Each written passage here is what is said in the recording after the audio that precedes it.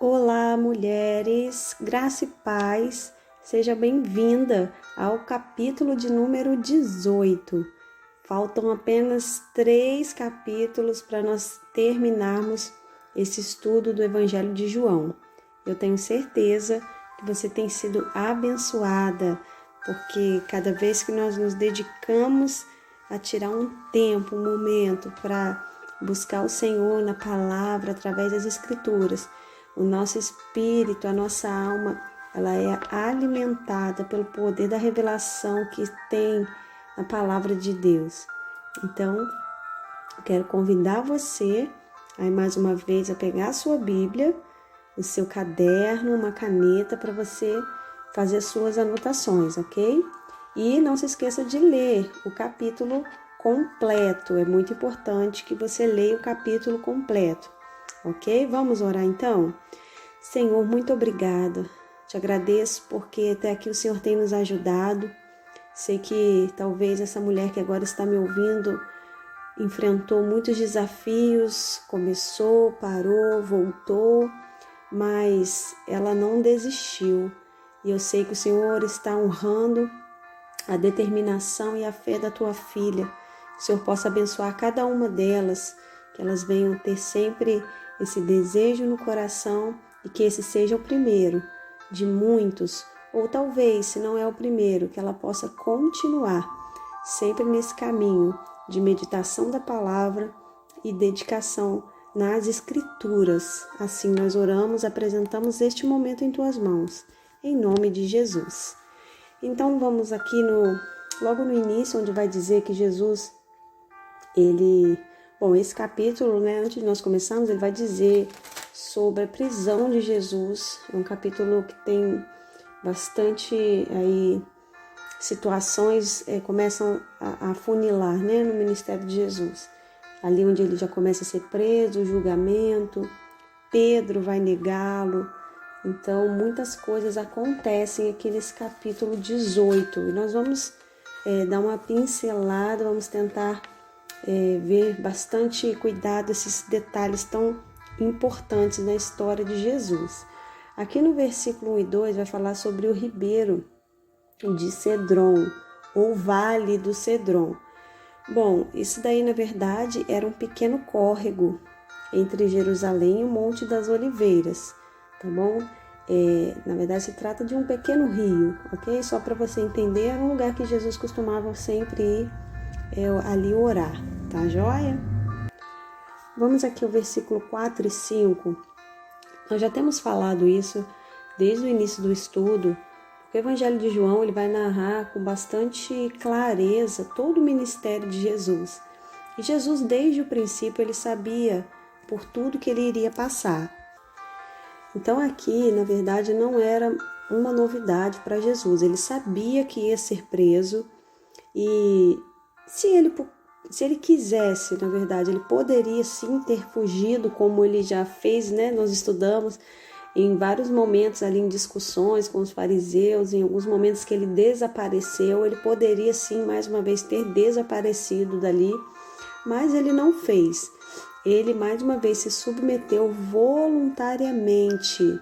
É muito importante que você não se esqueça disso. Jesus, ele se entregou voluntariamente.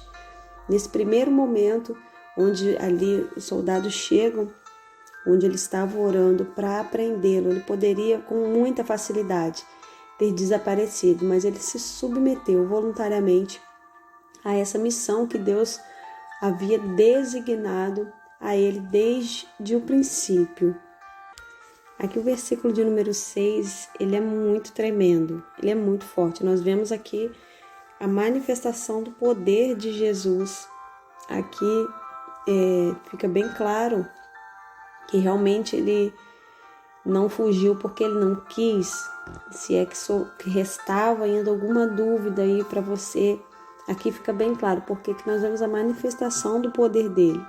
O que acontece? Os guardas que estavam ali, e os auxiliares dos líderes judeus, eles não frequentavam as reuniões dos discípulos de Jesus. Então, muitos deles que estavam ali não conheciam Jesus pessoalmente. Foi por isso que eles precisaram de um guia traidor, né? Porque Judas, ele que mostrou, ele que sinalizou quem era Jesus, ele que levou aqueles guardas até Jesus, onde ele estava, porque Judas sabia onde Jesus costumava orar. Então eles precisavam desse guia, dessa pessoa que dissesse, olha, é aquele ali, porque eles não conheciam o rosto de Jesus. E por causa desse grande empenho que os senhores deles tinham, essa raiva que eles tinham em relação a Jesus, todos os líderes, né, religiosos da sinagoga, o sacerdote, o sumo sacerdote, o Anás e Caifás, que eram o sumo sacerdote e Caifás da época. Então, a forma como eles falavam de Jesus, a raiva que eles tinham, nós podemos imaginar que eles também ali estivessem preparados para uma violenta reação da parte de Jesus. Sem dúvida nenhuma, eles foram equipados para uma verdadeira guerra. Em alguns estudiosos chegam a declarar que havia quase 6.000 soldados, apenas aqui nesse momento em que eles chegam para prender Jesus. Então, eles foram preparados a enfrentar uma grande resistência da parte de Jesus, devido a tudo que eles ouviam falar e da raiva que eles viam, né, dos superiores deles, daqueles que haviam mandado aquele exército, né? Foi um verdadeiro exército. Então eles esperavam essa reação de Jesus e dos seguidores dele, da mesma forma como se fosse uma quadrilha realmente de ladrões. E nesse momento aqui do versículo 6, Jesus ele manifesta o seu poder, quando ele vai declarar sua divindade dizendo, sou eu. Os soldados chegam perguntando onde está, quem é Jesus, e ele mesmo declara, sou eu. E nesse momento que ele fala, foi tão grande a manifestação da glória que os soldados literalmente caíram por terra. A voz de Jesus soou. Gente, é difícil até de imaginar. Você imagina só o fato de Jesus, quando ele declarou, sou eu imagino aquela voz, aquela glória, aquele poder que estremeceu a terra e todos eles literalmente caíram no chão.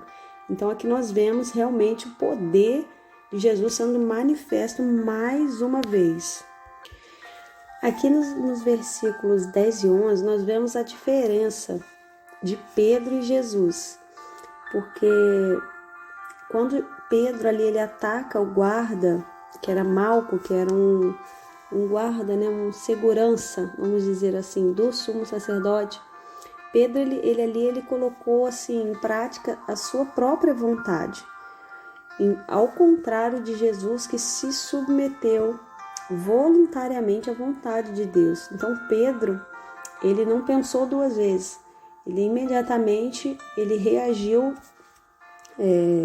de uma forma carnal, de uma forma natural, mesmo ele já sabendo que aquilo ia acontecer. Jesus já havia, né, dito isso a eles, que isso aconteceria. Então ele ali nesse momento ele desembainhou a sua espada, sua própria espada da vontade. E por outro lado nós vemos quem? Jesus, que ele bebeu o cálice da vontade de Deus, porque nós vamos ver que quando Jesus ele está orando, ele fala, né, naquele momento de agonia ali antes dele ser preso, quando ele está ali no Getsêmani, ele vai dizer, se possível for, afasta de mim esse cálice. Jesus ali como homem, ele realmente ele estava sentindo dores, porque ele sabia o tamanho do sofrimento pela qual ele iria passar. Então, pela sua vontade natural, ele queria sim desistir, ele queria, se fosse possível, senão ele não teria orado. Ele pede ao Pai, Pai, se possível for, afasta de mim esse cálice, né? Em outras palavras, que eu não precise passar por isso. Mas ele termina dizendo, contudo, que se faça a sua vontade, não a minha. Então Jesus, enquanto Pedro ele tem essa reação de atacar sem pensar e agir com a sua própria maneira, Jesus ele toma ali o cálice da vontade de Deus. E se você for ver lá em Mateus capítulo 16, no versículo 22 e 23, nós vemos uma outra tentativa de Pedro em mudar os planos de Deus na vida de Jesus. Essa passagem de Mateus 16 vai dizer,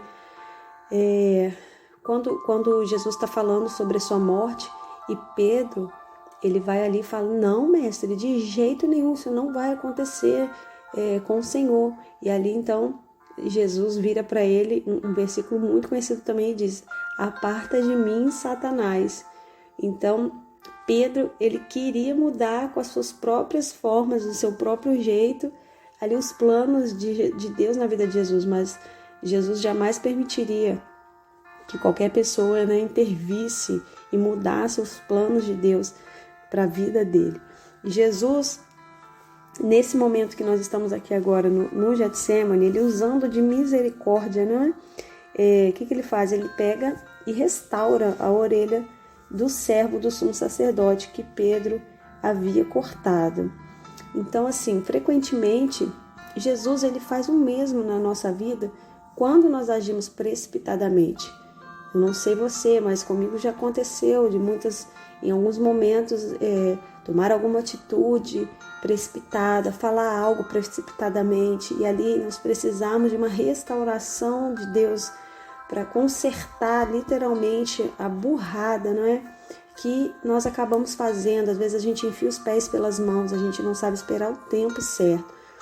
E nesse momento em que Jesus restaura a orelha de Malco, nós percebemos que ele faz o mesmo na nossa vida quando nós agimos como Pedro agiu. Então, Jesus ele sempre vai cumprir os seus propósitos em relação a nós. Então, sempre que nós tentamos atrapalhar os planos de Deus para nós, não é com as nossas próprias mãos, com as nossas escolhas, com as nossas atitudes, a gente venha de alguma maneira atrapalhar aquilo que Deus tem planejado para nós, como Pedro, Jesus ele vai vir com misericórdia, vai tentar restaurar aquilo que nós estamos fazendo de errado. Para quê? Para que o plano dele, aquilo que ele projetou para nós, para a nossa vida desde o princípio, se cumpra, aconteça, se realize da forma como ele planejou. Amém? Vamos aqui ao versículo 13, tem um detalhe muito interessante para nós que estamos estudando. Vale a pena a gente estar aqui comentando. Talvez você não saiba. Mas aqui no versículo 13, vai dizer que levaram primeiramente a Anás, que era o sogro de Caifás, que era o sumo sacerdote nessa época. O que acontece? Anás, ele foi sumo sacerdote antes do seu genro, Caifás. Só que ele foi destituído pelos romanos.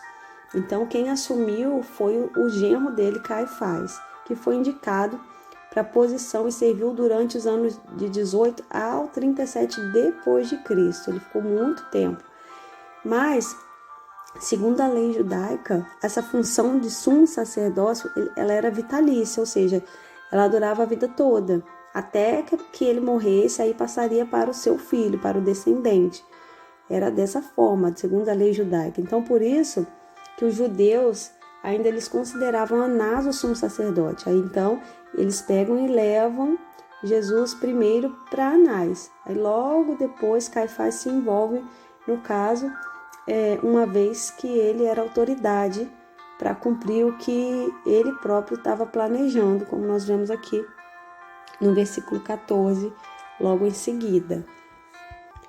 Aqui também no versículo 15 tem um detalhe interessante, porque vai dizer que Pedro e o outro discípulo estavam seguindo Jesus. Esse outro discípulo, ele nunca foi identificado e certamente não vai ser. Mas, assim, há uma boa parte de estudiosos, né, que declaram que ele era João, o autor desse evangelho, tá bom? Até pela proximidade, né, que ele sempre teve com Jesus. E então, assim, existem várias teorias aí, várias coisas que podem realmente levar a esse detalhe de que era Pedro e João que estavam aqui seguindo Jesus de longe, né, por um período de tempo. Aqui, né, onde começa esse versículo 15, já vai ser onde Pedro vai negar Jesus. Então, no desenrolar desse versículo 15, ali até o 17, onde vai ser a primeira vez que ele é indagado acerca de Jesus, ali ele vai negar. Então, nesse primeiro momento, eles estavam ali logo no primeiro instante em que Jesus tinha sido capturado. Ele tinha acabado de ser trazido lá do Getsêmani e estava indo para a casa do sumo sacerdote. Então, ali nesse momento, os discípulos eles estavam correndo muito risco de também serem presos. Tanto que o sumo sacerdote tentou obter de Jesus informações sobre os seus seguidores. Ele, ali torturou, você vai ver isso aqui no versículo 19, ele estava interrogando Jesus ali, ele queria informações acerca dos seguidores, porque realmente ele tinha interesse em prendê-los. Então, nós vamos ver ali que nesse momento, na roda que eles estão ali em volta do fogo, no meio dos guardas e de outras pessoas que tinham capturado Jesus, o que levou Pedro a negá-lo, sem dúvida, foi o medo de também ser preso e morto, que fez isso, Pedro tomar essa atitude. Então, realmente é algo que nós precisamos pensar se talvez nós não teríamos feito o mesmo, porque Pedro, embora já tinha dado diversas demonstrações da sua fidelidade a Jesus, mas ele era uma pessoa muito impulsiva, muito impulsiva. Muitos relatos que nós vamos ver sobre Pedro vai dizer das atitudes dele, rápidas, impensadas. Então, certamente aqui ele não teve tempo para pensar, ali de repente lembrar tudo que Jesus havia falado. E a primeira reação dele, sem dúvida, foi, infelizmente, negar Jesus como ele próprio já havia previsto. Continuando aqui no versículo 20, então no 19, o sumo sacerdote começa a interrogar Jesus porque ele queria saber sobre os discípulos e sobre os ensinamentos que Jesus fazia. E ali Jesus, então, ele vai responder que ele falava abertamente, ele nunca falou nada em oculto. Então, Jesus deixa claro ali que ele sempre falou em lugares públicos, ele nunca se escondeu, ele não fazia reuniões secretas, Jesus nunca se escondeu deles, ele sempre, tudo que ele fazia era em público, ele nunca tinha essa intenção, ele realmente não fazia escondido.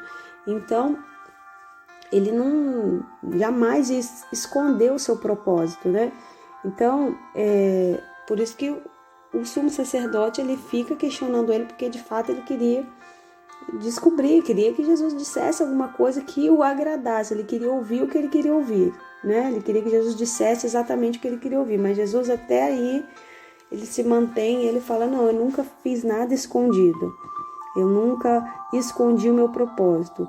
Jesus ele não queria fundar uma sociedade secreta, ele não queria ali levantar, não é um povo escondido, não. Então Jesus ele sempre foi muito transparente em relação ao seu chamado e o seu propósito. Todos ouviam.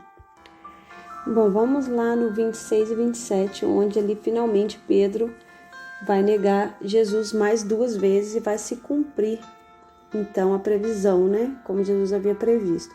Essa expressão, o galo cantou, é interessante eu falar com vocês, porque talvez, assim como eu, por muito tempo, eu imaginava que fosse literalmente um galo cantando de manhã, ao romper da aurora, mas não é. O galo, na verdade, era a tropa que se revezava, eles chamavam de galo. As tropas que ficavam de guarda durante a noite, então eles tinham turnos, os horários, e eles revezavam, trocavam turno. Então, quando falava o galo cantou, é que estava no momento do turno se revezar dos vigias. Então, soava-se uma trombeta para dar esse aviso que era a hora daqueles que estavam de vigia saírem para os outros entrarem. Então o galo cantou, se você pensava que fosse um galo, não era um galo de verdade.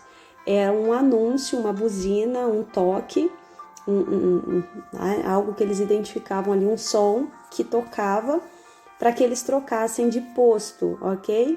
Então esse galo, quando canta, quando eles revezam, é o cumprimento do aviso de Jesus. Lá no capítulo 13, 38, quando ele vai prever que Pedro vai negá-lo após 3 tentativas. Então, os outros evangelistas, você vai ver isso nos outros evangelhos, Mateus, Marcos e Lucas. Eles contam que Pedro saiu dali e chorou amargamente, porque no momento em que ele nega a 3ª vez, imediatamente ele cai em si e o próprio Espírito revela para ele o cumprimento daquilo que Jesus havia dito. Então ele chora amargamente. E nós vamos ver depois disso muitas demonstrações de Pedro em que ele verdadeiramente se arrependeu. Pedro foi um homem extremamente usado pelo Espírito Santo. Nós vamos ver isso lá em Atos dos Apóstolos, a transformação de Pedro. Pode ser que nós venhamos estudar mais para frente. É muito, muito, muito bonita a história de Pedro. E ele se arrepende de uma tal forma que quando ele também é martirizado, né? Todos os discípulos de Jesus morreram martirizados, cada um de uma maneira, muitos degolados, outros queimados.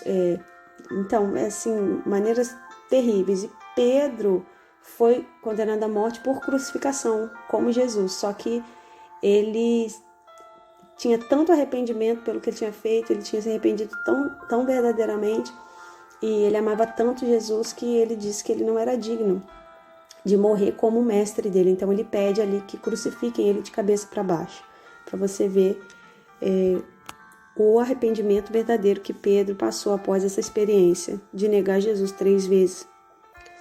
Aqui no versículo 28, quando Jesus ali é levado então para casa de Caifás, ele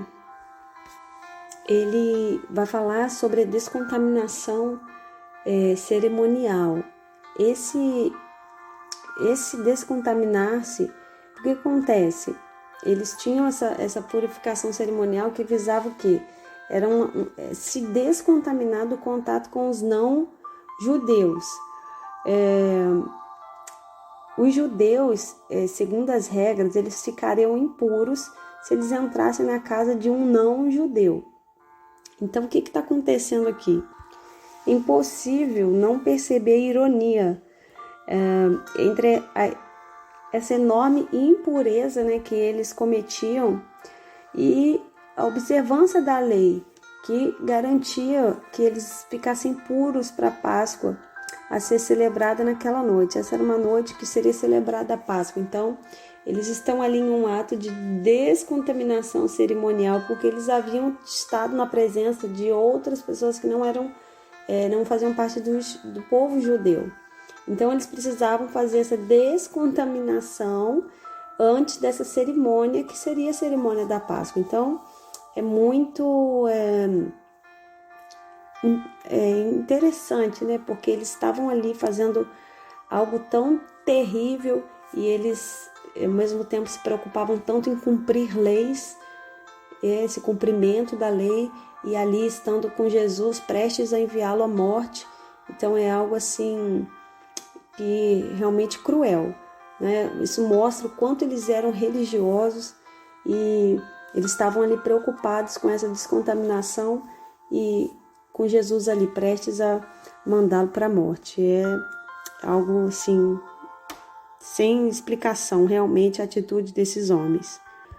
Aqui no versículo 36, que Jesus ali ele vai estar falando com Pilatos. Então, é interessante porque nós percebemos claramente o que Jesus deixa para nós.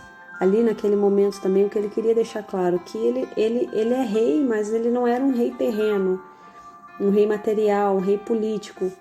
Então, assim que ele se identifica como Cristo, ele sabe da fragilidade dos poderes e valores que governam o tempo presente, que ele estava ali, aquele momento que ele estava ali, ainda que se mostrassem muito cruéis.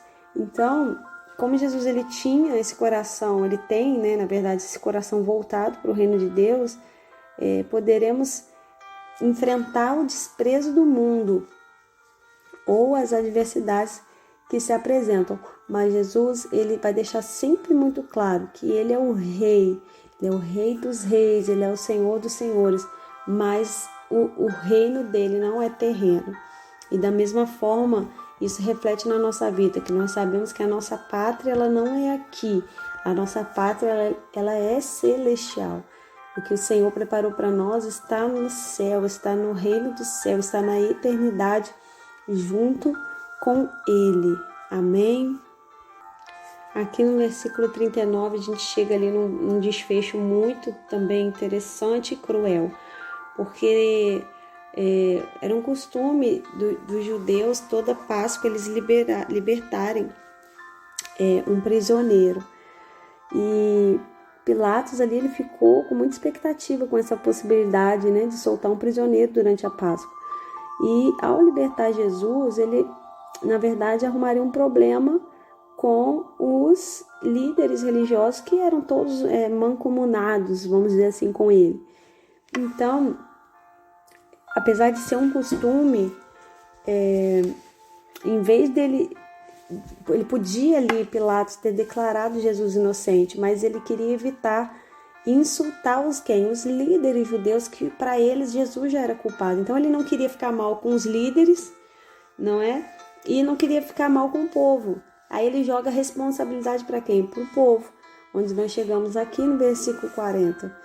Na verdade, Pilatos sabia que Jesus não era culpado, tanto que ele lava as suas mãos, né? Ele faz aquela declaração: estou lavando as minhas mãos pelo sangue desse homem.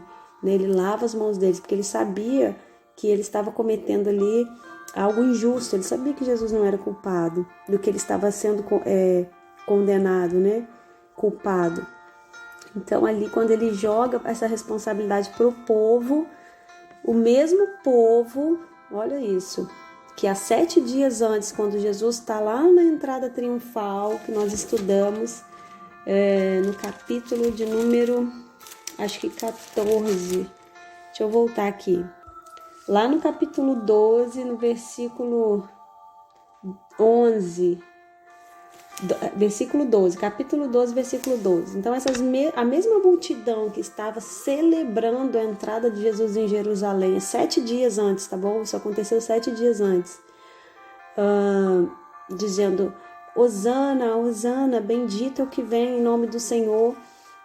É a mesma multidão que agora exigiu que Pilatos libertasse Barrabás, que não era só um ladrão, mas era também um rebelde. Ele fazia parte de um grupo de rebeldes que havia em Jerusalém, que havia lá em Israel naquela época. Lá em Marcos capítulo 15, versículo 7, você vai ver sobre isso. Ele era um grupo de assassinos, era um cara assim da pior espécie. Então a multidão, que ora estava celebrando Jesus, agora já estava pedindo que ele fosse morto. Então nós percebemos aí a inconstância do nosso coração, o quanto nós, por mais cruel e por mais que seja difícil de assumir, como nós parecemos com eles, porque em muitos momentos nós adoramos a Jesus, nós celebramos o que ele faz na nossa vida, e talvez passe um tempo, passe uma semana, um ano, eu não sei, mas com nossos próprios lábios, mesmos lábios que uma hora estavam adorando Jesus, estavam celebrando aquilo que ele estava fazendo, agora está negando, se nós pudéssemos certamente, quando eu falo nós, eu digo a humanidade, ok? Eu falo numa totalidade. Eu tenho certeza que se Jesus viesse no tempo de hoje, ele certamente seria crucificado novamente. Então, que nós possamos aí refletir, né, sobre a nossa vida, que nós possamos aprender a adorar realmente Jesus e não negá-lo, e não entregá-lo à morte todos os dias, como infelizmente muitas vezes nós fazemos. Olha, nós chegamos aí ao final de mais um capítulo. Eu espero que possa ter acrescentado muito na sua vida, tenha falado muito ao seu coração, tenha aberto seus olhos espirituais, seus ouvidos espirituais. Tenho certeza que muito mais o Senhor pode falar e revelar ao seu coração. Que Deus te abençoe e até o próximo capítulo.